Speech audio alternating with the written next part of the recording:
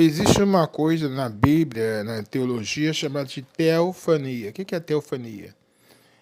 Em primeiro lugar, para se entender a teofania, você tem que entender quem é Jesus. Jesus, né, ele diz, né, na palavra que ele e o Pai somos um, ninguém vem a Deus senão por ele. Então, ele é o próprio Deus. Nós cremos assim, né? Eu creio assim, e a maioria dos cristãos, nem todos, mas a maioria dos cristãos creem assim. Então, eu tenho uma passagem que eu quero ler com vocês, mas antes disso, vamos falar com Deus, Pai. Obrigado por mais um dia de vida, obrigado, Deus, por tua palavra que será explanada nesta manhã. Que o Senhor nos abençoe, que o Senhor fale a nossos corações, tira os demônios do recinto, tira todo o mal, desfaça todo o mal, que todo o mal seja desfeito, Pai. Que todo ódio que alguém possa ter por mim ou por quem está orando comigo seja desfeito, Pai, porque isso é ação diabólica. E que haja entre nós paz e saúde. Em nome de Jesus. Amém. Vou fazer a leitura do capítulo inteiro, tá, gente? Eu não sei se precisar falar, eu vou falar. Bom? Capítulo 25 de Números. O título está aqui, Pecado de Israel com Baal-Pegor. Israel se estabeleceu em Setim. Setim é uma cidade, tá? O povo saiu do Egito.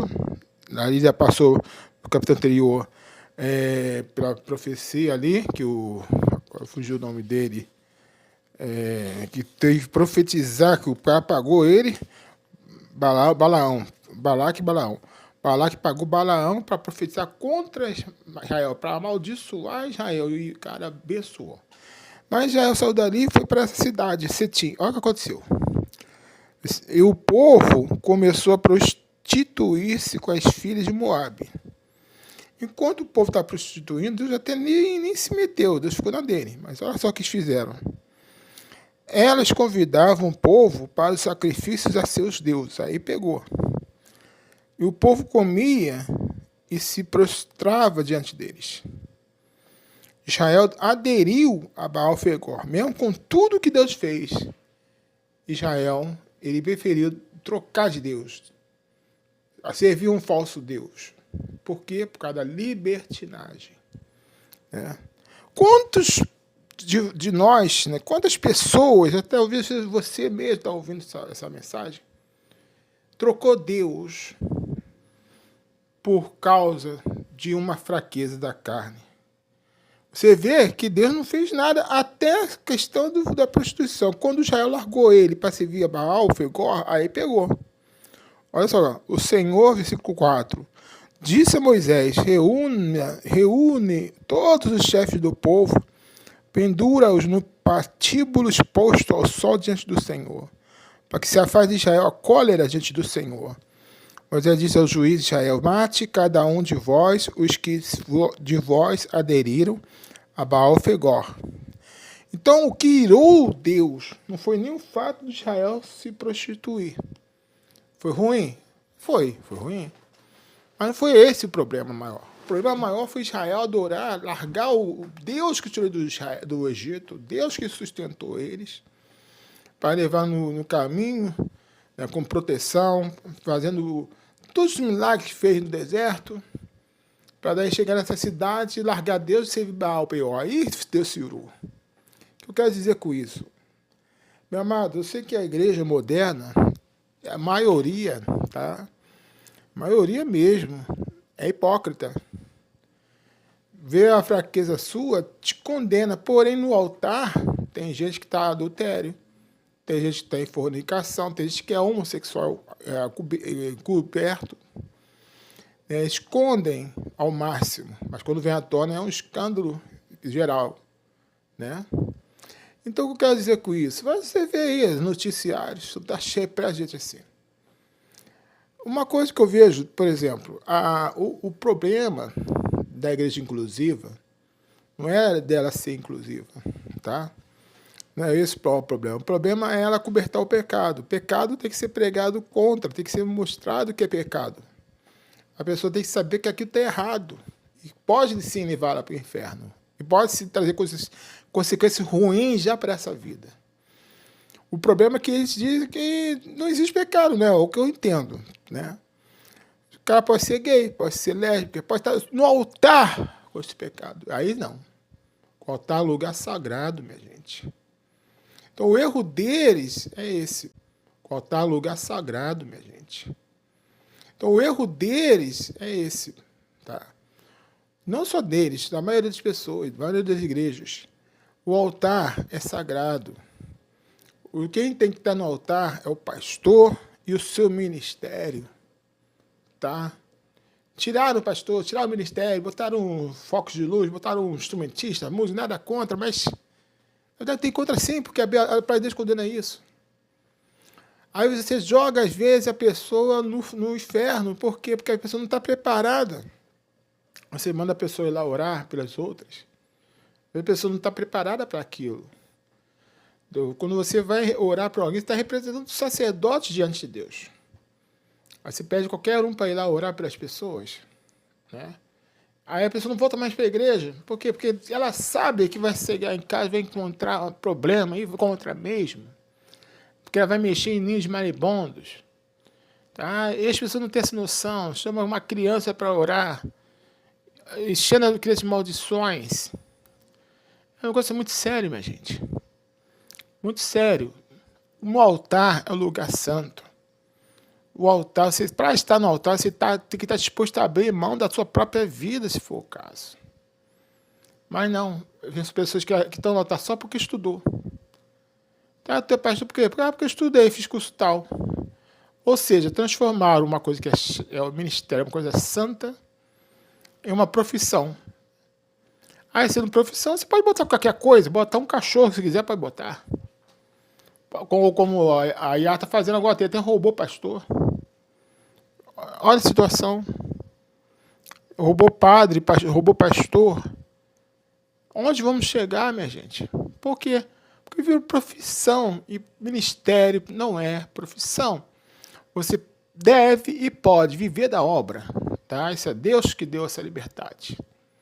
Através do dízimo, somente do dízimo, oferta não. Mas aí eu te digo, quantos, né, querem realmente viver da obra? Quantos realmente querem abrir mão da sua liberdade? Porque pastor é 24 horas, amado. O pastor tem que estar à disposição da comunidade. Às vezes a pessoa está para cometer um suicídio, como eu estive já. Procurei o pastor no domingo. Volta na quinta, voltei quinta. Fiquei esperando de 3 às 18, quase 7 horas da noite. No gabinete dele, na porta do gabinete dele.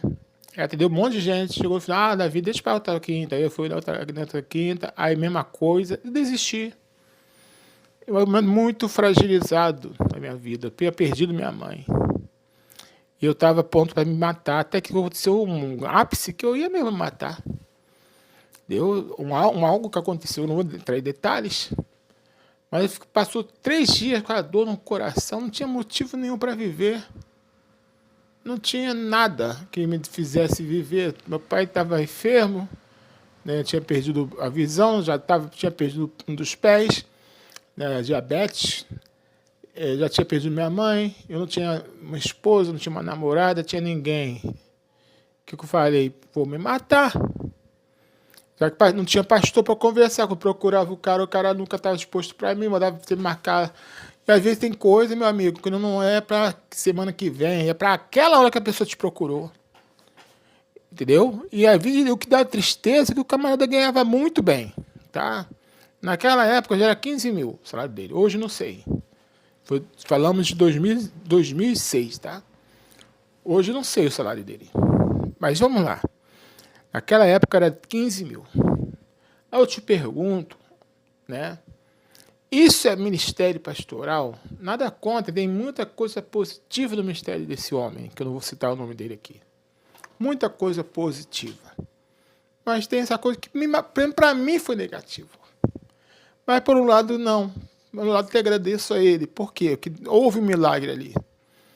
Eu estava morando sozinho, meu pai tinha se mudado, enfim, não tinha ninguém aqui em casa. Quando eu abri a porta e entrei, 2 mãos me empurraram. Eu caí em cima do controle remoto, que ligou a televisão no canal 7, por isso que eu não aceito que fale mal de pastor nenhum. Por quê? No canal 7 estava dando o programa Show da Fé, do missionário R.R. Soares.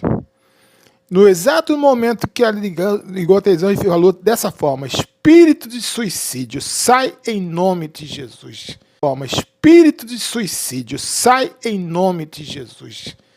Cara, eu senti aquela mal indo embora, na hora. Eu caí de joelhos, chorando, pedindo perdão a Deus. Nada disso que eu tô falando, não planejei não, tá, minha gente? Eu sou a leitura bíblica da agora e eu tô falando que o Espírito Santo tá mandando falar. Entende?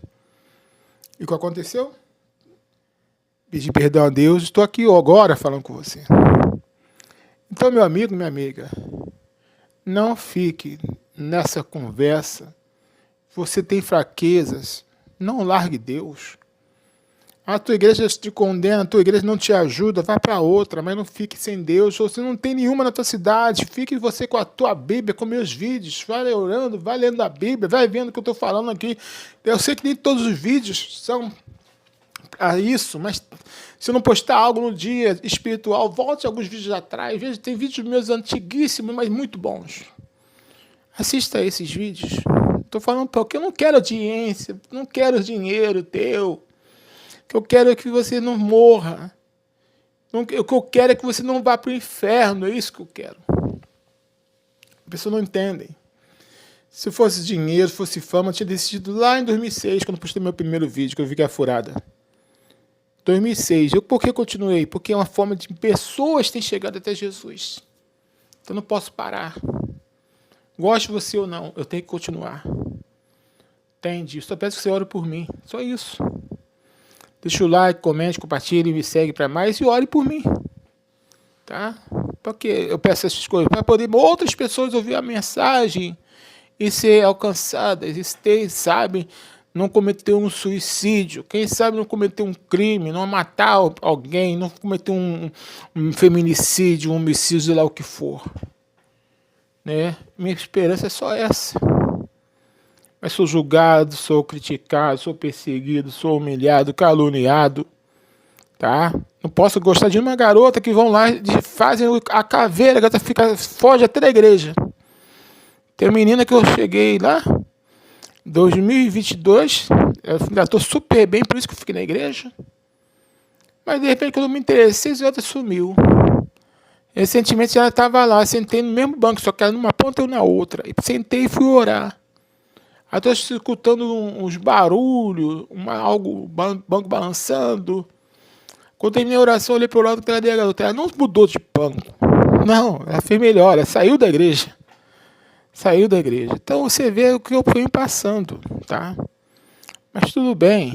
É só um exemplo, tá? Não estou querendo dizer que eu ia chegar, falar algo. Não, só sentei no banco que ela estava, mais nada. É só um dos exemplos, tem muita coisa, muita coisa. Então, meu amigo, o que eu peço é isso, que você faça uma oração você com Deus, peça a Deus para te mostrar uma igreja para você congregar, e Ele vai te aceitar como você é. E quem vai mudar você não é você com sua força, não. É o Espírito Santo. É dele, a Bíblia fala que é dele todo o trabalho, nosso trabalho é descansar. Então é isso que eu recomendo a você, tá bom? Deus que nos abençoe, nos guarde, nos dê a paz. Fica com Deus também vou. Tchau.